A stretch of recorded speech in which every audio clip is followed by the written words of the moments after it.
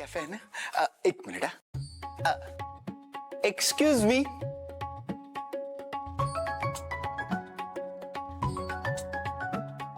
Coffee coffee 2 coffee आणि 2 burger आणि 2 French fries with peri peri. मला काहीच खायचं नाहीये. माझ्या घशाखाली घासही उतरणार नाही. आणि जर तुला मला काही द्यायचंच आहे तर मला विष दे. मला जगण्याची अजिबात इच्छा नाहीये. बापरे, हा काय प्रकार आहे? तुम्ही घेऊन या ना, जे मी सांगितलं ते घेऊन या. हा, तू जरा शांत हो ना. तू आधी पहिले खा. हा, तू पहिले खा, मग आपण बोलूया. ओके? ठीक आहे. माझं नाव रिया आहे. अरे अच्छा, मी पण माझं नाव नाही सांगितलं तुला गडबडीत. माझं नाव दीप गायकवाड. बोल, तू काय बोलत होतीस?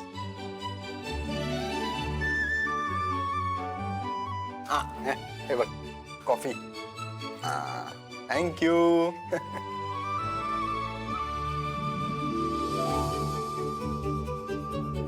French fries. पेरी पेरी आहे ना? गर्लफ्रेंड वाटतं. एक मिनिट.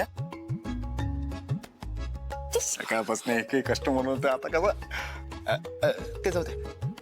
मी काय म्हणतोय मिटर, मला तुला काहीतरी द्यायचं होतं.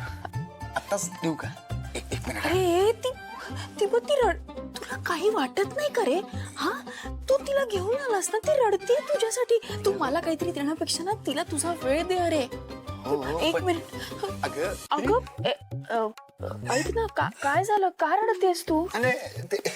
हा, काही नाही. आजकालच्या मुलांवरती विश्वास ठेवणं चुकीचं आहे. प्रेमाच्या नावाखाली हे लोक फक्त फसवतात, खोटं बोलतात आणि वेळ आली की एकदाचे सोडून निघून जातात.